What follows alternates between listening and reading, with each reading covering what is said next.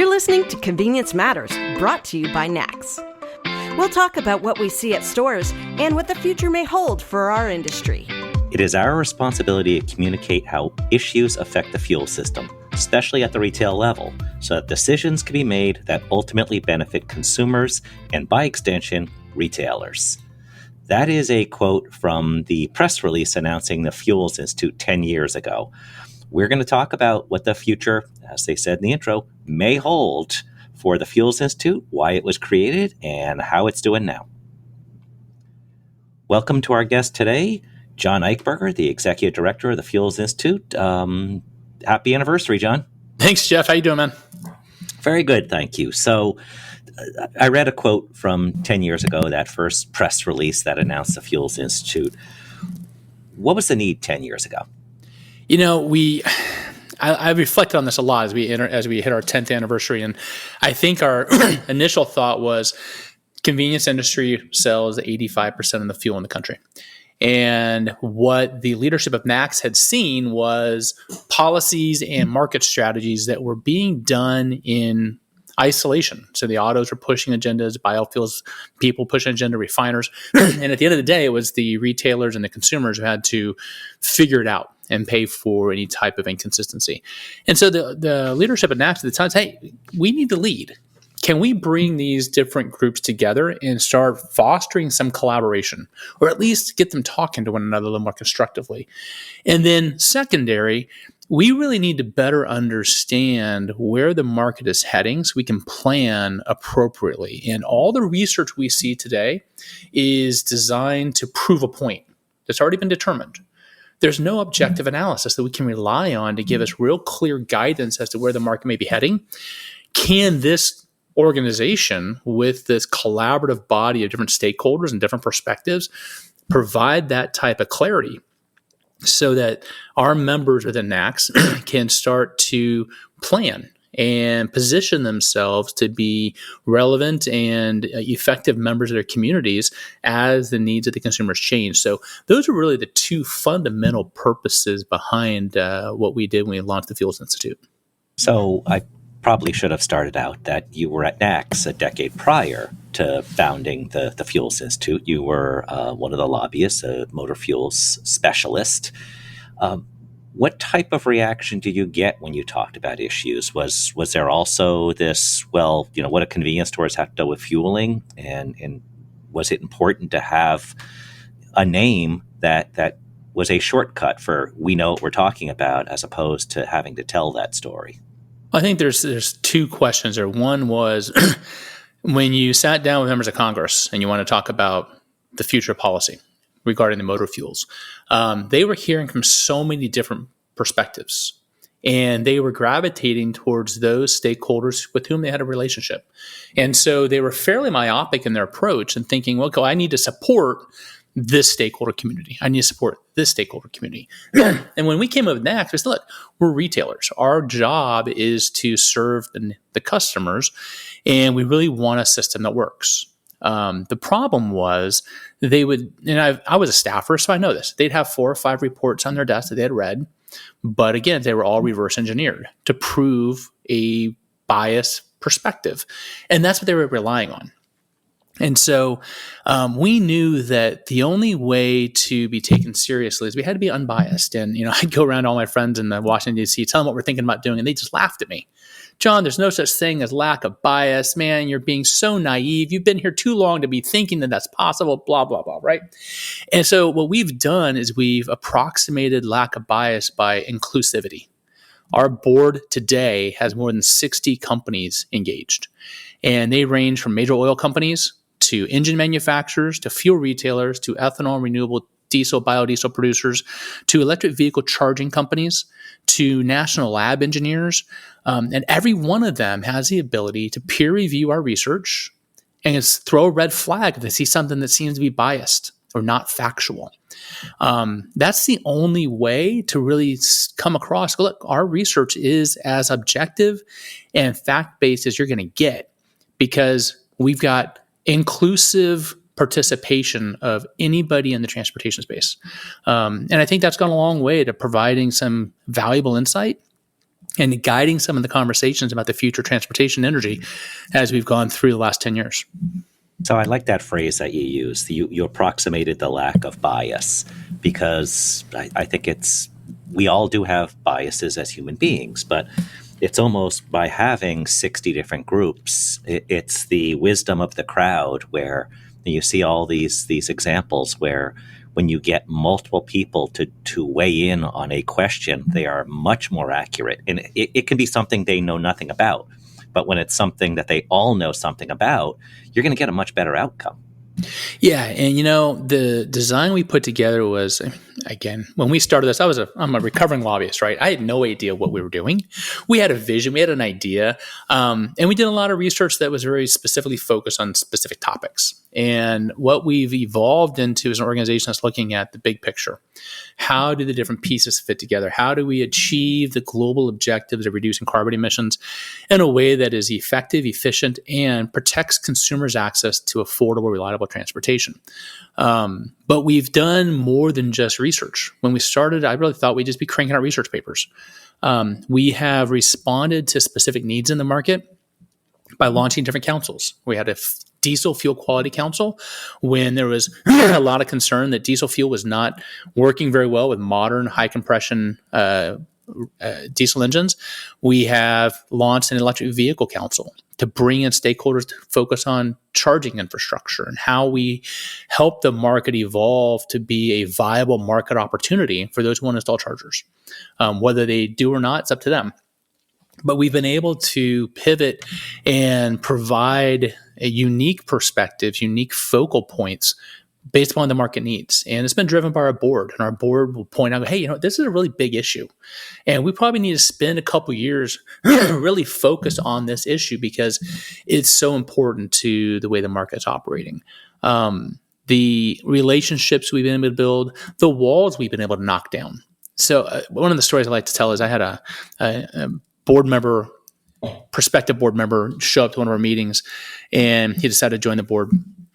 And I was with him and his executives a few months later. He's telling a story. So I'm sitting at this conference, and there's like 60 people in the room, and they're all talking about my business.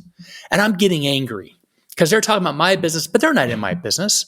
Who are they to talk about my business? And then after a little while, I mellowed out and realized, you know what? We're all talking about the same business.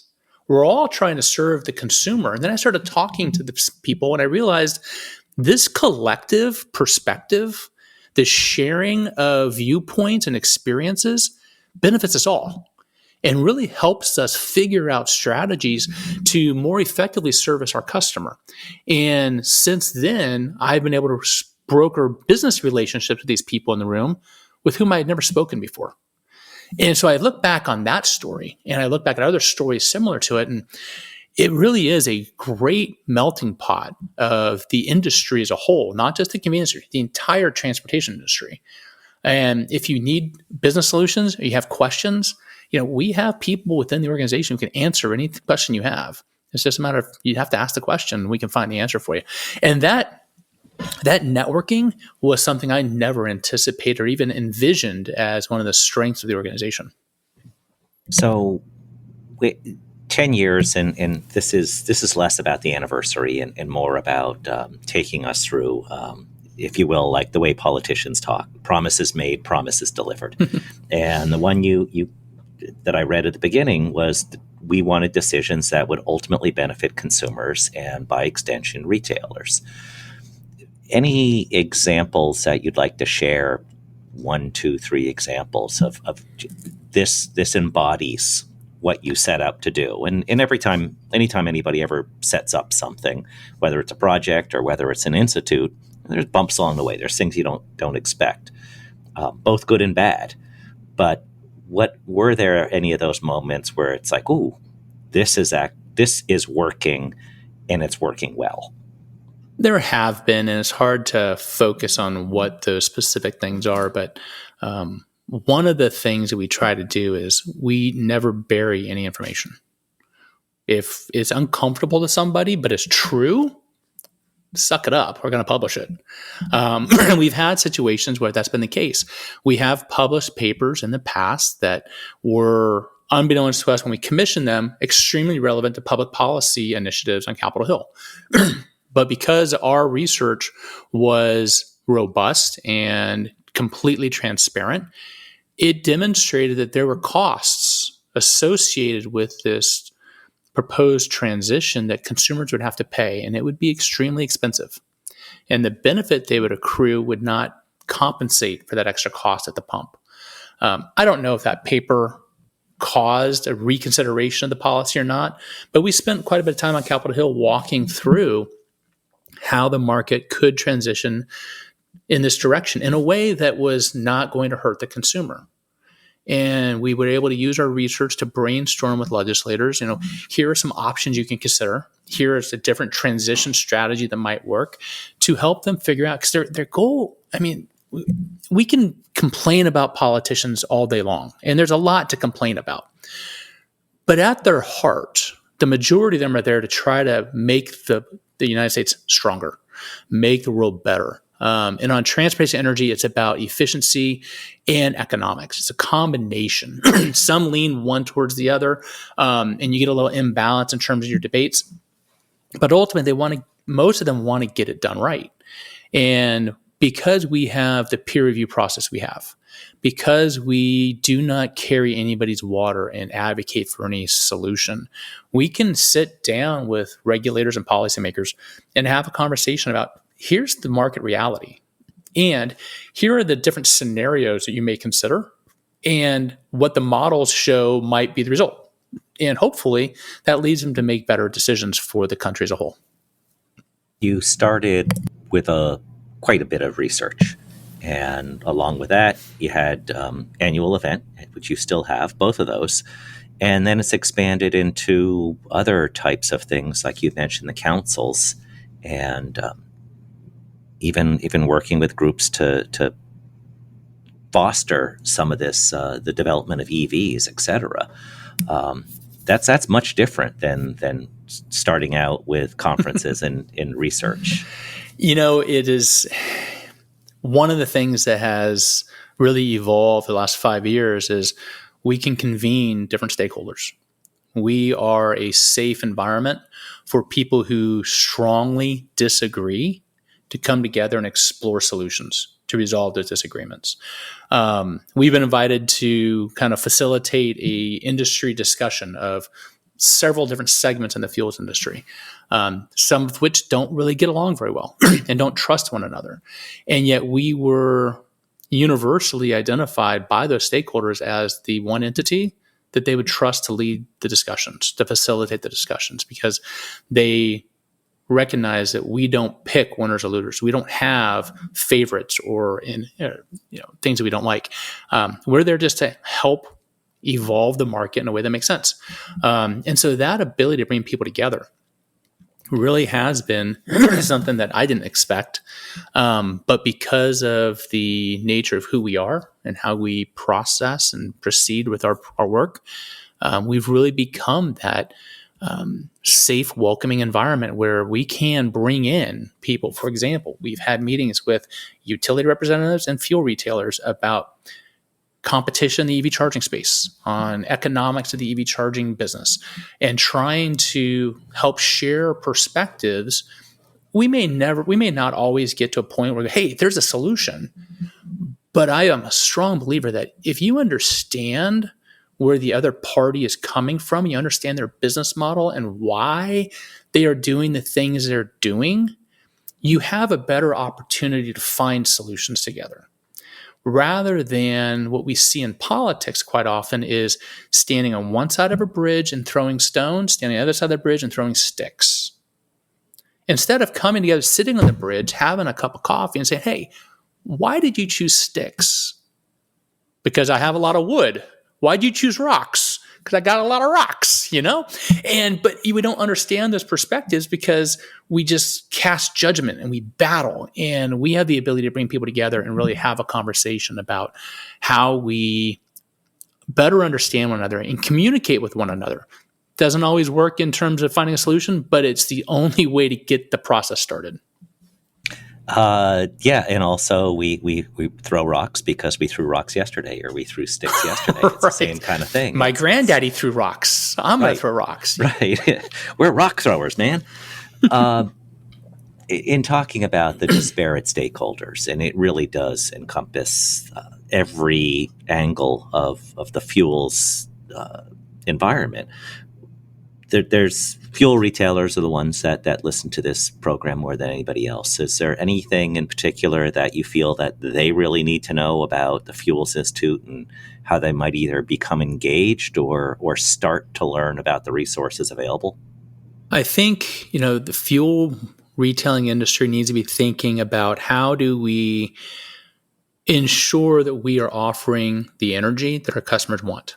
There is a lot of news stories on electric vehicles and electric vehicle sales and market penetration and the transition. And there's a lot of questions about, okay, where is the balance? When do I need to start offering charging? Do I need to get rid of my fuel island?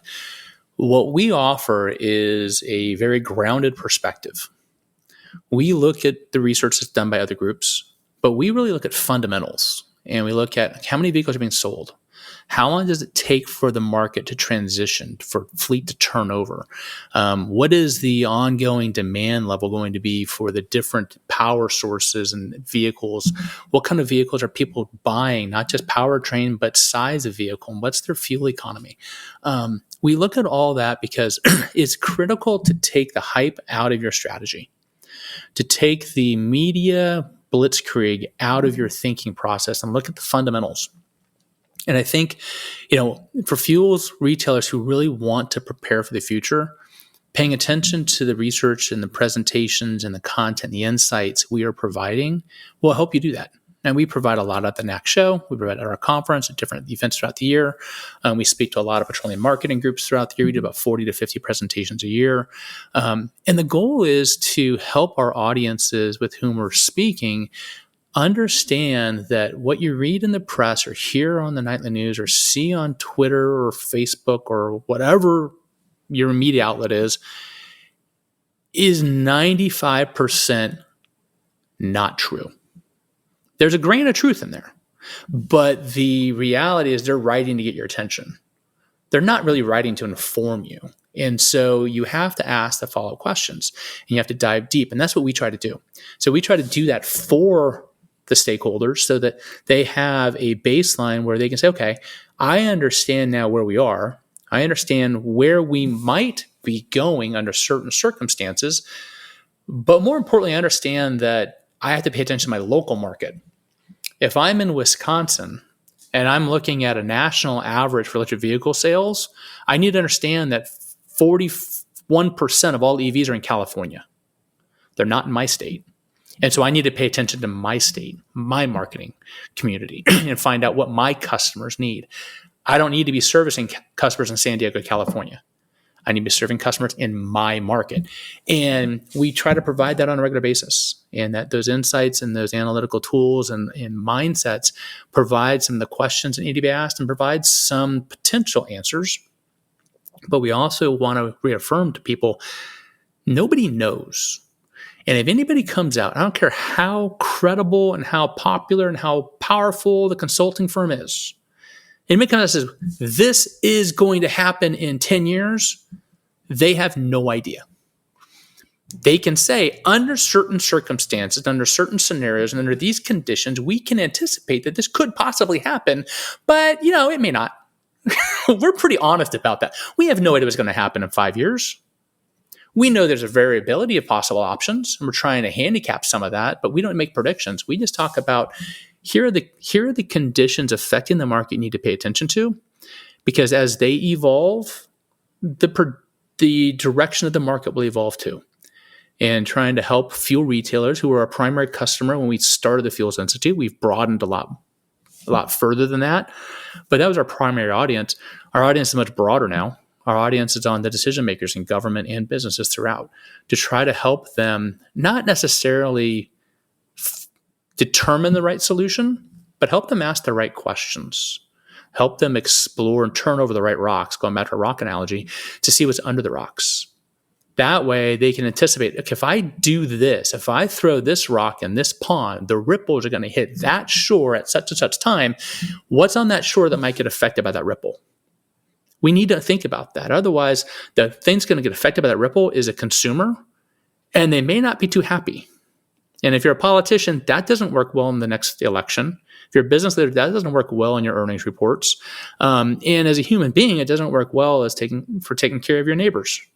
And so we got to be thinking about that all along. And we have to also remember, and this is something I think politicians fail to recognize so frequently, not everybody lives in Washington, D.C., Palo Alto, California, New York City.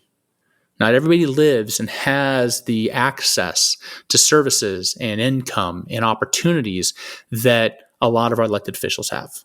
We have to think about our disadvantaged communities, whether they be economically disadvantaged, they be regionally disadvantaged, they be rural communities. They have very different needs, very different opportunities than a lot of the communities our elected leaders come from.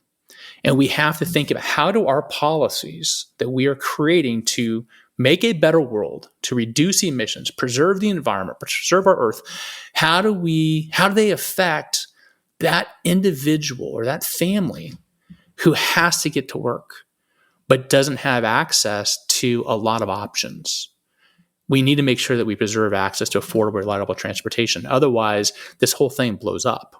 And so that's kind of what we're trying to do, is reduce emissions in a way that preserves that affordability and reliability, because those two have to go hand in hand. So we won't have any predictions for the next 10 years. I heard that loud and clear. And it's just comes down to asking the right questions and focusing on local. And just like Tip O'Neill said, all politics is local. It sounds like that's the mantra that the Fuels Institute has, in that pay attention to the local market. The future's already here. It's unevenly distributed, but don't focus on what's outside of your market, because you don't want to get too far ahead of things. You want to be responsive to the customers today so you can serve them tomorrow. But you also want to know what's happening outside your market so you're not surprised. Sticking your head in the sand doesn't help either. So be aware, but be grounded. Stick to your foundation. Stick to what you've done well. And that is, you take care of your customer. And if you've done that well and you're paying attention to trends, you're paying attention to market dynamics, you will be able to continue to do that in the future. But I have seen so many whipsawed reactions within the industry over the last 10 years based upon headlines. I mean, my phone rings, John, did you see this? I'm all, yeah, so?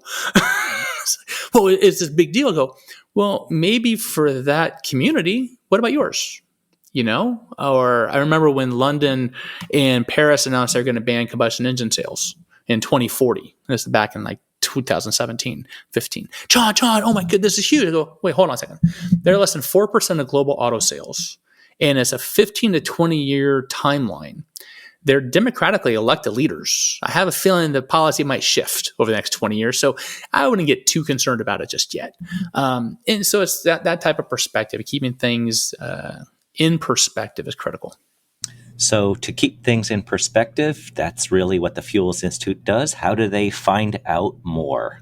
Well, fuelsinstitute.org is our website. We just revamped it in December of 2022. So hopefully it's more user-friendly and easier to find stuff. Or reach out to me. I'm at J Eichberger. We can post it on the link at fuelsinstitute.org. Happy to talk to anybody that wants to know more. Our annual conference is open to anybody that wants to attend, May 22nd to 24th in St. Louis. We've got a draft agenda we're working on, filling in the speakers. It's going to be fantastic. We're going to be talking about all this stuff. We're not going to be talking about just liquid fuels or electric vehicles. We're going to be talking about all that. We're going to be talking about hydrogen. We're going to be talking about vehicle dynamics. We're talking about policy. We're going to talk about consumer behavior. You name it, we're going to be talking about it. And more importantly, the audience is going to have a couple hundred people that really understand the market and can help anybody in the room. And they're there to share. They're there to learn and help people learn. It really is a great event where people are open. I've told a couple of people, we don't publish what people say. And what that has done, because we've created a safe space, we have had diehard advocates who would never say that their objective is going to be a challenge in public, acknowledge this is hard. what we're trying to do is going to be a lot harder than anybody realizes. And that honesty, that true perspective and trust in the relationships we built really is, for me, probably the most rewarding thing we've been able to achieve, is that we have stakeholders who are diehard advocates for their purpose and their cause. But when they come to our event, they really are open and honest. And because they're looking for partners to solve the challenges they're facing, so that they're not trying to force something that doesn't work on society. They want what they're advocating to work. And they recognize for it to work, everybody has to be part of it. And that's kind of what we bring. So I'd encourage everybody, check out our website, reach out to me, or come to our conference in May, and find out for yourself what it's really all about. Well, congratulations, John, on the first 10 years, and look forward to many more successes over the next several decades. So thanks for joining us today, and we'll see you in St. Louis as that song goes. Thanks, Jeff. Appreciate it. Convenience Matters is brought to you by NACS and produced in partnership with Human Factor. For more information, visit convenience.org.